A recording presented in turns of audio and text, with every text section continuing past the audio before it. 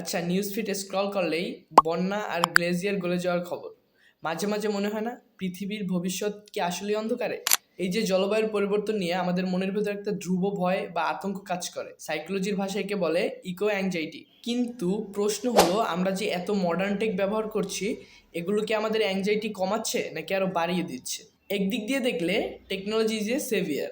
আমরা এখন রিয়েল টাইমে বন উজাড় হওয়া মনিটর করতে পারছি। এআই ব্যবহার করে প্রেডিক্ট করা যাচ্ছে কোথায় প্রাকৃতিক দুর্যোগ হতে পারে। যখন আমরা দেখি রিনিউয়েবল এনার্জি বা কার্বন ক্যাপচারের মতো ব্রেক থ্রু ইনোভেশন আসছে, মনে একটা হোপ জাগে। মনে হয় না, সব শেষ হয়ে যায়নি, সলিউশন আমাদের হাতেই আছে। কিন্তু এখানে একটা প্যারাডক্স আছে, যত বেশি ইনফরমেশন আমাদের হাতে আসছে, আমাদের ওভার থিঙ্কিং তত বাড়ছে। সারাক্ষণ ক্লাইমেট ক্রাইসিসের ডেটা আর গ্রাফ দেখে অনেক সময় আমরা হেল্পলেস ফিল করি। একে বলে ডুম স্ক্রলিং। মনে হয় আমরা একাকী প্লাস্টিক স্ট্র বর্জন করে আর কি বা পরিবর্তন আনবো।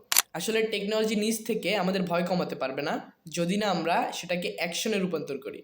টেকনোলজি আমাদের টুলস দিতে পারে, কিন্তু মাইন্ডসেট বদলাতে হবে আমাদেরই। যখন আমরা প্রযুক্তির সাহায্যে ছোট ছোট ইম্প্যাক্টফুল কাজ করি, যেমন কোনো ইকো অ্যাপ দিয়ে কার্বন ফুটপ্রিন্ট কমানো, তখনই এই ইকো অ্যাংজাইটি ধীরে ধীরে ইকো অপটিজমে পরিণত হয়। প্রযুক্তিকে ভয় না পেয়ে একে কাজে লাগানোই বুদ্ধিমানের কাজ।